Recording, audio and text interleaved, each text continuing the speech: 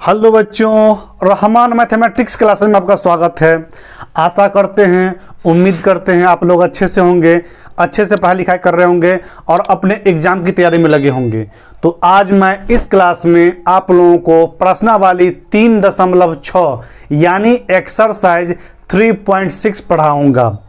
इस क्लास में हम लोग देखेंगे कैसे किसी रैखिक समीकरण युग्म को प्रतिस्थापन विधि से, विलोपन विधि से, वज्र गुणन विधि से यानी बीजगणितीय विधि से हल करते हैं। इसी चीज को इस क्लास में हम लोग देखेंगे। तो आप लोग क्वेश्चन को, प्रश्न को गौर से देखिएगा। हम जब बता देंगे उसके बाद आप लोग उतारिएगा। तो चलते हैं क्वेश्चन की तरफ। क्वेश्चन क्या कहता है देखते हैं। तो बच्चों, हम लोग का पहला क्वेश्चन है, कह रहा है, जरा गौर से पढ़िएगा आप लोग। पहला है, निम्न समीकरणों के युग्मों को रैखिक समीकरणों के युग्म में बदल करके हल कीजिए। समझ रहे मेरी बात को? सबसे पहली बात, ये जो 1/2 इंटू एक्स है प्लस 1/3 इंटू वाई है बराबर 2 जो है, ये क्या है? रैखिक समीकरण के फॉर्म में नहीं है। तो पहले इसको क्या बोलता है? रैखिक समीकरण के फॉर्म में लाइए। उसके बाद बीजगणितीय विधि से, चाहे वो विलोपन विधि हो, प्रतिस्थापन विधि हो या वज्र गुणन विधि हो, किसी भी विधि से आप हल कीजिए, लेकिन हल कीजिए। तो मेरे पीछे आप बोर्ड पर देख सकते हैं, क्वेश्चन पहले से हम उतार दिए हैं। इसको हल करने की कोशिश करते हैं। थोड़ा गौर से देखिए आप लोग। देखिए, तो पहले इसको फॉर्म में लाइए। क्या तो यहाँ लिखेंगे बाबू, या इसको 1/2 इंटू 1/x लिख सकते हैं बाबू। कोई दिक्कत है? क्योंकि इसको 1/2 को 1/x से मल्टीप्लाई कीजिएगा, गुना कीजिएगा तो इतना ही आ जाएगा। क्या? केवल सूरत शकल चेंज किए इसका हम। प्लस है तो प्लस 1/3 इंटू 1/y। इसको भी क्या किए हैं? सूरत शकल चेंज कर दिए, कुछ नहीं किए हम। इक्वल टू यानी बराबर 2 है, बराबर 2 लिख लिए हम। अब देखिए यहाँ पे 1/x आ गया बाबू, 1/y आ गया। इसको हमको कुछ मानना पड़ेगा, तब तो रैखिक समीकरण के फॉर्म में आएगा। रैखिक समीकरण मतलब क्या? जिसका घात 1 हो। यहाँ पे घात -1 चल जाएगा, हमको पॉजिटिव नंबर लाना है। ठीक है, तो यहाँ लिखेंगे माना कि 1/x बराबर p और 1/y बराबर q मान लिए। उसको भी छोड़ देते, बाद में हल करेंगे। तो देख लीजिए यहाँ पे क्या हो जाएगा, 1/2 गुना p हो जाएगा प्लस 1/3 गुना q हो जाएगा बराबर 2। अब देखिए p और q रैखिक समीकरण में आ गया, लेकिन इसको भी हल कर लीजिए। बट्टा पर का यानी भिन्न वाला जोड़ कर लीजिए इसको। क्या? तो भिन्न वाला जोड़ कीजिएगा बाबू, तो क्या हो जाएगा? बाई लिखेंगे। 2 और 3 का एलसीएम कितना होगा? 6 आ जाएगा। 2 से भाग दीजिएगा, जोड़ घटा गुना भाग, एलसीएम निकालना, एलसीएम निकालना आप लोगों को सिखा चुके हैं, तो यहाँ सिखाने की जरूरत नहीं है। 2 से भाग दीजिए इसमें, तो भागफल 3 आएगा। 2 3 6, 3 आ जाएगा। 3 को 1 से गुना कीजिए तो 3 आ जाएगा। ठीक है, और पी है गुना में, ऊपर में पी है तो पी लिखा जाएगा। अब यहाँ जोड़ है तो जोड़। अब 3 से भागा दीजिएगा 6 में, तो भागफल 2 आएगा। 2 को 1 से गुना कीजिएगा तो 2 आएगा। ठीक, और q है तो q लिखा जाएगा यहाँ पर। 9 नहीं 29 मत पढ़िएगा आप लोग इसको। 2q है बराबर 2।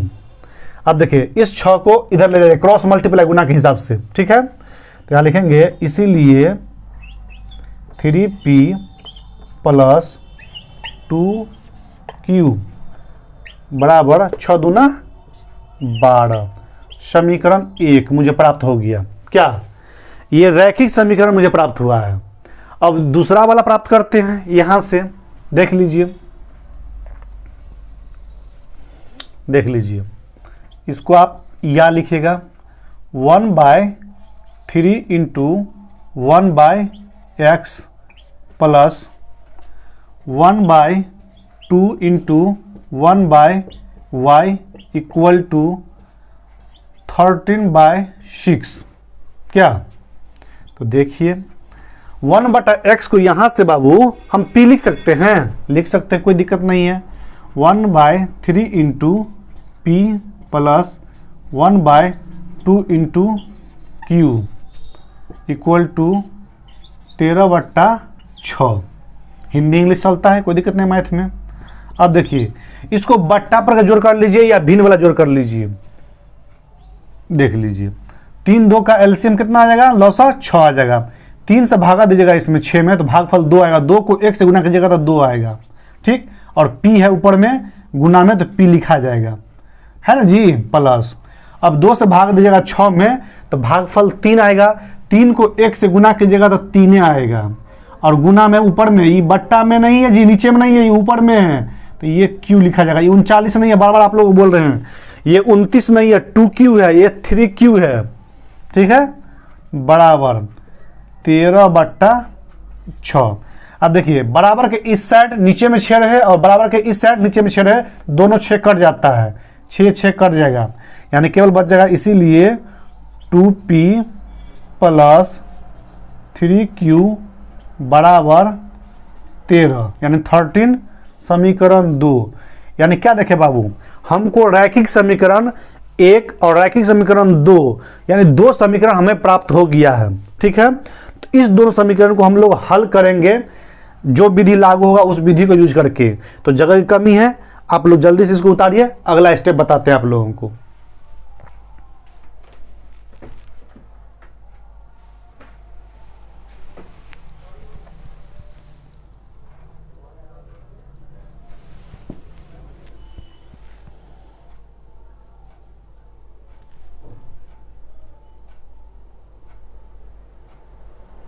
अब देखिए बाबू, इस समीकरण को हम लोग यहाँ पे शिफ्ट कर लिए हैं।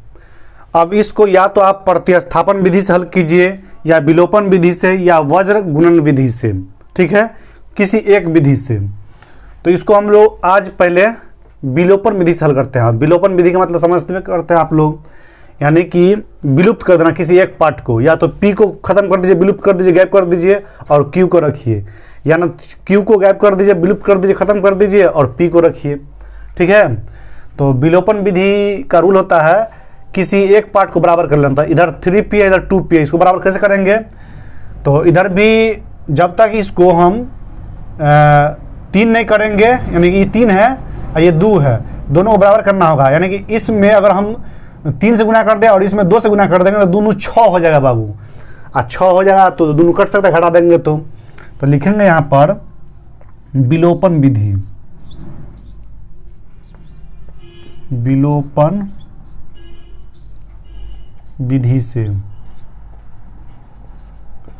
किसी भी विधि से हल कर सकते हैं, विधि से, ठीक है, विलोपन विधि से। तो लिखेंगे समीकरण 1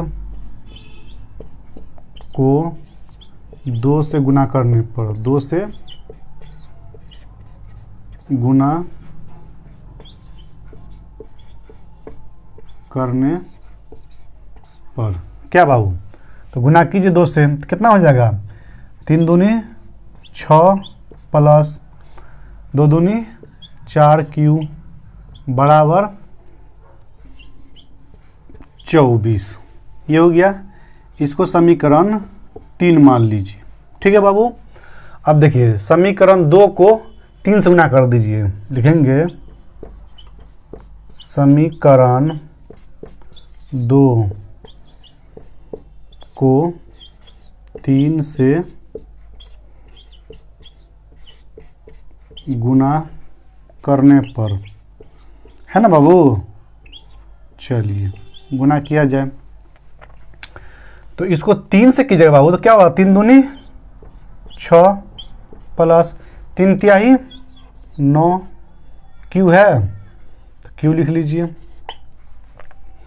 बराबर 13 तिहाई 39, समीकरण 4 हो जाएगा। एक चीज़ यहाँ देखिए, आप कहेगा सर इतना लैंग्वेज लिखने की क्या जरूरत थी, डायरेक्ट लिख देते समीकरण 1 को 2 से और समीकरण 2 को 3 से गुना करने पर फटाक से कर देते। तो बाबू उस तरीका से भी आप कर सकते हैं। मैथ को कई तरीके से बनाने की विधि होता है, मैं आप लोगों को सिखाने जा रहा हूँ, पढ़े हुए को नहीं पढ़ा रहा हूँ, मैं सिखा रहा हूँ, पहली मरतबा आप लोगों को सिखा रहा हूँ। समझ लिया, आप पहली मरतबा क्लास कर रहे हैं, ठीक है। हमारे क्लास में हर तरह का विद्यार्थी है।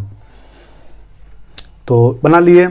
अब दोनों मिल रहा है तो समीकरण 3 में से 4 को घटा दीजिए ताकि ये दोनों कट जाएगा। साइन जो है जोड़ और घटाव का जो साइन है चिन्ह है वो बदल जाएगा घटाव में।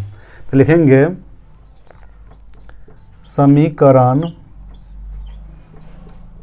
3 में से समीकरण 3 और 4 न है, समीकरण 4 को घटाने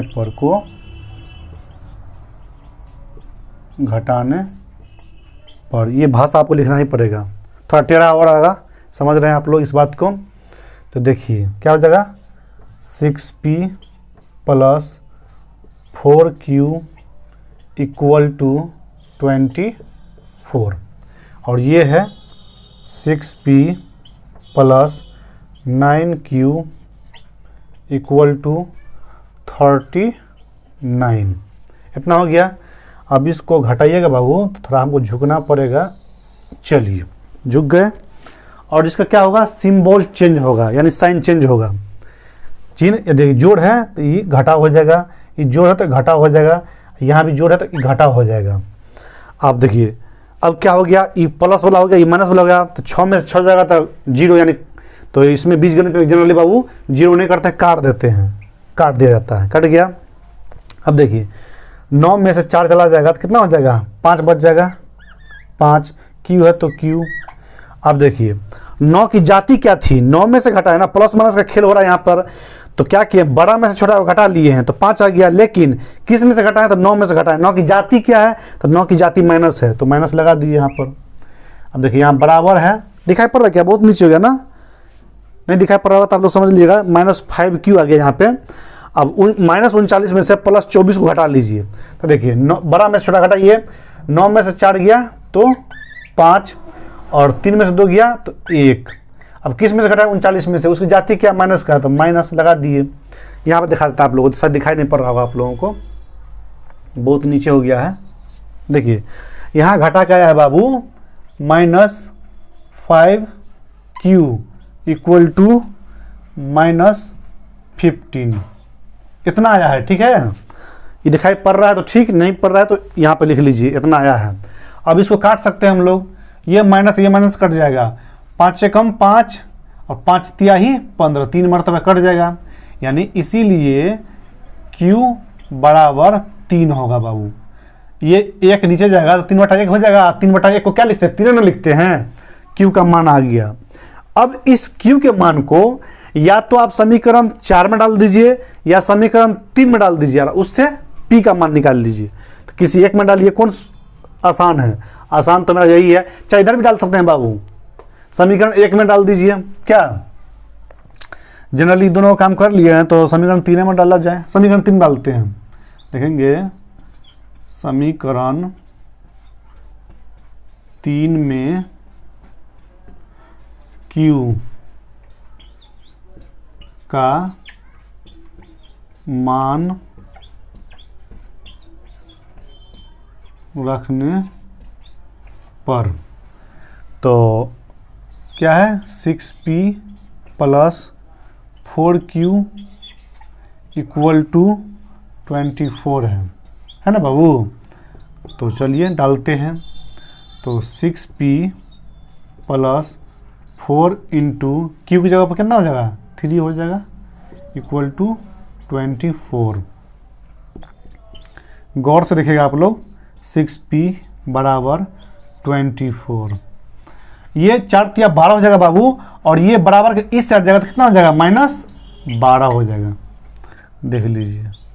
तो 6p = 24 में से 12 जाएगा तो 12 ही ना होगा बाबू। अब 6 से 12 कट जाएगा तो 6 कम 6 और 6 दूना 12, यानी इसीलिए p = 2, यानी q का मान 3 और p का मान 2। तो ऐसा कीजिए, समझा दिया अच्छे तरीके से, इसको उतारिए, अगला स्टेप बताते हैं आप लोगों को।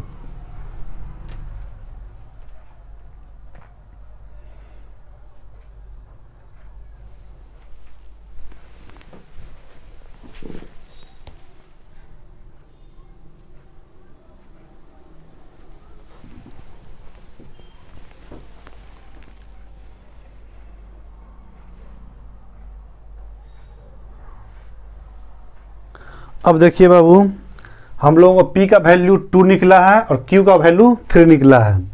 इससे पहले क्या माने थे, देखिए चूँकि 1/x बराबर P और 1/y बराबर Q माने थे ना, तो क्या लिखेंगे देख लीजिए। 1/x, P का मान 2 आया था और 1/y बराबर Q का मान 3 आया था। तो ये बताइए बाबू, इस x को यहाँ ले चलते हैं और इस 2 को यहाँ ले चलते हैं, क्रॉस मल्टीप्लाई कोना कोनी गुना के हिसाब से। तो देख लीजिए 1/2 हो जाएगा बराबर x, ये यहाँ चल जाएगा क्या, और ये यहाँ आ गया। और इसको वैसे करेंगे, इस 3 को यहाँ ले आएंगे क्योंकि ऊपर है ना, बराबर के इस साइड आएगा ना तो नीचे आ जाएगा, यानी 1/3 बराबर, और ये नीचे है बराबर के उस साइड बिताएगा ना तो ऊपर चढ़ जाएगा y, यानी कि इसीलिए x बराबर 1/2 और y बराबर 1/3। ये आपका फाइनल आंसर हो गया बाबू, समझे। यही आपका उत्तर आंसर कहलाएगा। या तो इसको आप प्रतिस्थापन विधि, विलोपन विधि, वज्र गुणन विधि, किसी विधि से ज्ञात कीजिए। तो ये एक का पहला क्वेश्चन था बाबू, इसको उतारा जाए। चलते हैं हम लोग अगले ऑप्शन में।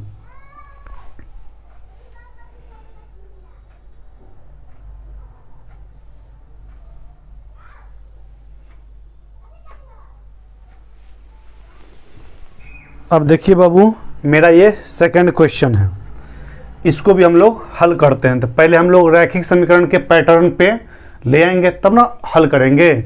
जरा गौर से देखिएगा, देखिए या कर लीजिए, इसको हम 2 गुना 1/√, यानी √x कर सकते हैं, क्योंकि इतना को 2 से गुना कीजिएगा बाबू तो इतना ही आएगा, केवल 2 को बाहर ले आए हैं क्या। जैसे मान लीजिए 3 गुना 1/4 रहे तो इसको 3/4 नहीं लिखते हैं हम लोग, और 4/3 को हम ऐसे नहीं कर सकते हैं, 3 गुना 1/4, वही नहीं किए हम, कुछ किए हैं देखे हैं, कुछ नहीं किए हम, सूरत शक्ल खाली चेंज कर दिए हम लोग। देख लीजिए प्लस है तो प्लस, इसको भी ऐसे कर लीजिए, 3 गुना 1/√y कर लिए हैं, बराबर में 2 है। अब इसको कुछ मान लीजिए आप, इससे पहले वाला क्वेश्चन हम लोग मान लिए थे, देंगे माना कि 1/√x बराबर p और 1/√y बराबर q मान लीजिए, ठीक है।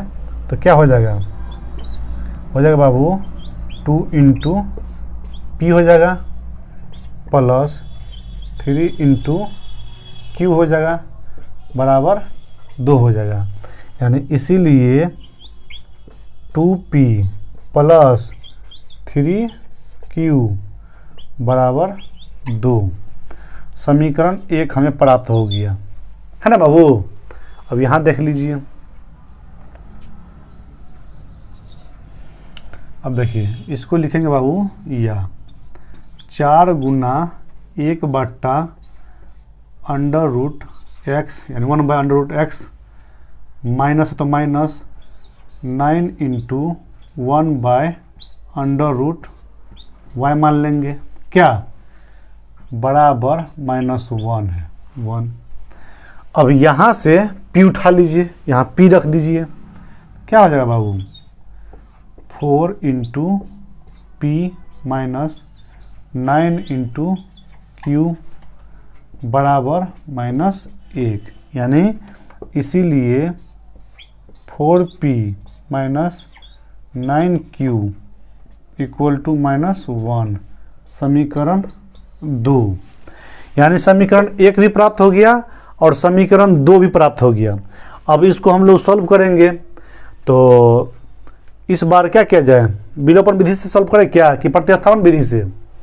इस बार हम लोग है ना इस समीकरण को वज्र गुणन विधि से सॉल्व करेंगे क्या बाबू, है ना। तो ऐसा करते हैं, इसको मिटा कर देखते हैं। चलिए वज्र गुणन विधि देखिए, तो वज्र गुणन विधि कीजिएगा ना बाबू, तो क्या करना पड़ेगा, इस 2 को इधर लाना पड़ेगा तब ना होगा, और इस -1 को इधर लाना पड़ेगा। तो ऐसा कीजिए, आप जब वज्र गुणन विधि से ज्ञात कीजिएगा तो इसको थोड़ा चेंज करना पड़ेगा। अगर प्रतिस्थापन विधि से करते हैं और विलोपन विधि से करते हैं ना तो ऐसा ही रखना पड़ता है, लेकिन हम वज्र गुणन विधि से ज्ञात कर रहे हैं तो इसको मिटाना पड़ेगा आपको। क्या इसको मिटा लिया जाए, इसको अभी नहीं बनाएंगे, आगे बताते हैं। एक लाइन और लिखा जाएगा, देखिए इसको या कर लीजिए, तो लिखिएगा इसीलिए 2p + 3q माइनस, इस 2 को इधर लगेगा -2 = 0, समीकरण 1। अब मान लीजिए, क्योंकि वज्र गुणन विधि इस्तेमाल कीजिएगा आप, ठीक। इसको भी याद कर लीजिए, इसीलिए 4p - 9q + 1 = 0, समीकरण 2। अब यहाँ लिखेंगे हम लोग बाबू वज्र गुणन विधि, वज्र गुणन विधि से। तो कीजिएगा ना, तो क्या करना पड़ेगा, इसको a1x + b1y + c1 = 0 के फॉर्म में लाना पड़ेगा, लिखना पड़ेगा। लिखेंगे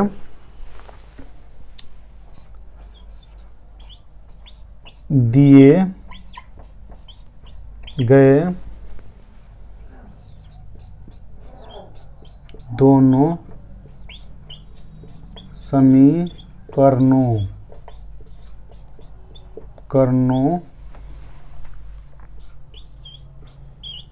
की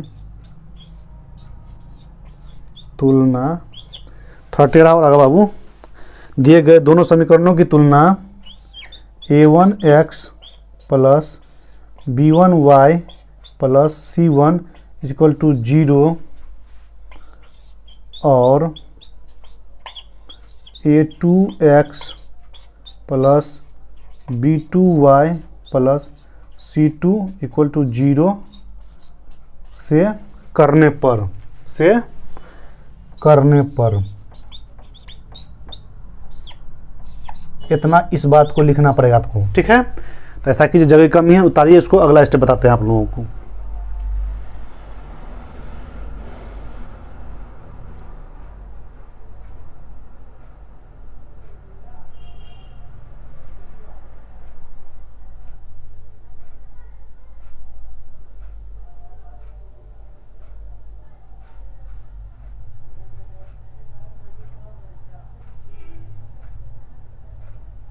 अब देखिए बाबू अगला स्टेप लिखेंगे, इसलिए a1 = 2 हो जाएगा, कॉमा b1 = कितना हो जाएगा, 3 हो जाएगा, c1 = कितना हो जाएगा बाबू, -2, और a2 = कितना लिखेंगे, 4, कॉमा b2 = लिखेंगे बाबू -9, और C2 बराबर लिखेंगे बाबू 1। और वज्र गुणन विधि का फॉर्मूला क्या होता है आप लोगों को मालूम है, देखिए P वाला है, X वाला होता था तो X रखते थे, देखिए होता है P = Q, यहाँ पे X रख सकते हैं, यहाँ पे Y रख सकते हैं, बराबर 1, यहाँ पे 1 रहेगा। आप लोग क्या बताते हैं सूत्र याद करने का, एक वाला को एक से शुरू होता है तो AB से शुरू कीजिएगा, तो लिखेगा AB - AB, हो गया। उसके बाद क्या होता है, P का नंबर होता है तो फिर जाएगा BC - BC, उसके बाद Q का होता है CA - CA। उसके बाद क्या कीजिएगा, सब में 12 21 कर दीजिएगा, सब में 12 21 12 21 12 21 12 21, हो गया सूत्र। वज्र गुणन विधि का यही सूत्र है, और इस पर सबका मान बैठा दीजिए। तो देखिए लिखिएगा P बट्टा, ठीक। B1, तो B1 कहाँ है मेरा 3 यहाँ पे है, 3 इंटू C2, C2 1 है, चलिए 1 माइनस है तो माइनस, B2 मेरा कितना है -9 है, ब्रैकेट में ले लीजिए -9 इंटू C1 कितना है -2 है तो -2, ठीक। और यहाँ बराबर है तो बराबर कर लीजिए। अब Q का मान रखिए बाबू, Q का मान रखना है हमको, तो देखिए Q में क्या है C1 -2 इंटू A2 कितना है 4 है, माइनस है तो माइनस, C2 1 है, 1 इंटू A1 कितना है 2 है, 2, ये हो गया। अब 1 का वैल्यू रखिएगा ना, तो ऐसा करते हैं, नीचे ज़्यादा हो जाएगा तो दिक्कत हो जाएगा, क्या दिखाई पड़ेगा आप लोगों को, यहाँ पे बराबर 1 कर ले क्या, देखिए बराबर यहाँ पे 1 कर देते हैं, आप लोग देख लीजिएगा दिखाई पड़ जाएगा आप लोगों को। A1 कितना है 2 है, 2 इंटू B2 -9 है, -9 है, माइनस है ना माइनस। अब A2 मेरा 4 है, अब B1 3 है, यानी कि 4 इंटू 3। अब क्या कर लीजिए बाबू, इस सब को तरीका पैटर्न पे ले आइए, क्या तो पैटर्न पे कैसे आएगा, तो देखिए कैसे लिखेंगे, P बट्टा 3 एकम 3 मल्टीप्लाई करेंगे तो, अब यहाँ देखिए माइनस प्लस हो गया, और प्लस को माइनस से गुना कीजिए, हर जगह माइनस गुना है बाबू, मल्टीप्लाई हो रहा है, या इधर से कीजिए माइनस प्लस, और प्लस आ गया, उस प्लस को इस माइनस से गुना कीजिएगा तो माइनस होगा, यानी माइनस, और 9 को 2 से कीजिएगा तो 9 दूनी 18 बराबर Q बट्टा। अब यहाँ देख लीजिए आप लोग, 2 को 4 से मल्टीप्लाई करेंगे तो 8 हो जाएगा, लेकिन माइनस लगा हुआ तो क्या हो जाएगा -8 हो जाएगा, ठीक। अब यहाँ देख लीजिए माइनस लगा हुआ है, 1 को 2 से मल्टीप्लाई कीजिएगा बाबू तो 2 होगा, लेकिन माइनस लगा हुआ है तो -2, ठीक, बराबर 1 बट्टा, देख लीजिए 9 दूनी 18, लेकिन माइनस लगा हुआ है तो माइनस लगाइएगा, -18 यानी -18, ठीक। अब 4 तिया 12, लेकिन माइनस लगा हुआ है तो -12। अब इन लोगों को तोड़ लीजिए, कितना हो जाएगा, P बट्टा 18 में से 3 गया बाबू तो 15, और 18 का चिन्ह क्या है माइनस का, तो माइनस लगा दीजिए, बराबर, दोनों सेम जाति का है तो ज्वाइंट हो जाएगा, समझे, -10 हो जाएगा, बराबर, दोनों सेम जाति का तो ज्वाइंट हो जाएगा, यानी 1 बट्टा कितना हो जाएगा 18 12 30, जाति क्या है माइनस, तो माइनस लगा दीजिए। अब क्या कीजिए बाबू, इस P को एक बार इसके साथ बराबर कर लीजिए, और इस Q को एक बार इसके साथ बराबर, एक है ना दोनों के साथ जाएगा, यानी ये जो 1/30 है इसके साथ भी जाएगा, और ये 1/30 इसके साथ भी जाएगा, देखिए कैसे जाता है, लिखेंगे P बट्टा -15 बराबर 1 बट्टा -30, और Q बट्टा -10 बराबर 1 बट्टा -30, देखे दोनों के साथ गया। अब इसको हल कीजिए, तो देखिए जनरली बाबू इस 15 को हम उधर ले जाएंगे तो ऊपर चढ़ जाएगा, देखिए P बराबर क्या जाएगा -15 बट्टा -30, कहेगा सर माइनस था प्लस हो जाएगा ना, नहीं बाबू, केवल हम गुना करें, क्रॉस मल्टीप्लाई, क्रॉस मल्टीप्लाई गुना में है ना साइन चेंज नहीं होता है, जोड़ घटा में साइन चेंज होता है। अब देखिए ये माइनस कट जाएगा, 15 एकम 15, 15 दूना 30। अब यहाँ भी देख लीजिए,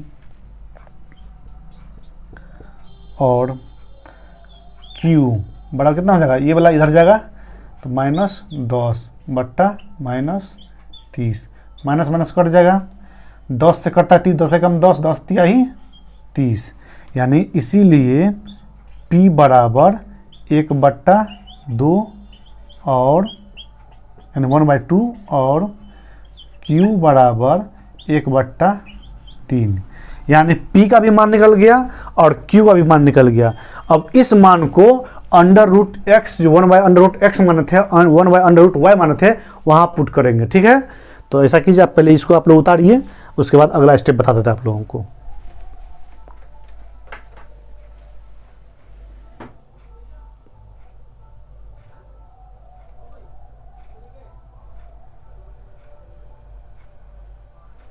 अब देखा जाए बाबू, हम लोग क्या माने थे, चूँकि 1/√x बराबर p और 1/√y, जरा गौर से देखिएगा यहाँ पर q माने थे, तो p की को मान रख दीजिए यहाँ पर।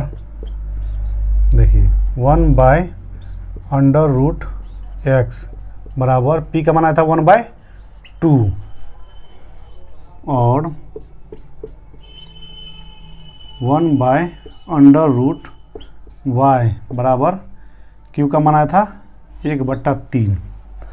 अब इस अंडर रूट को हटाना है बाबू, दोनों का अंडर रूट हटाना है। तो क्या कीजिएगा, दोनों तरफ वर्क कर लीजिए। लिखेंगे दोनों तरफ वर्क करने पर, यहाँ लिख दे, क्या यहाँ लिख देते हैं,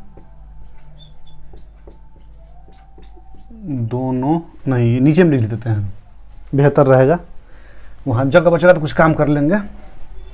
लिखेंगे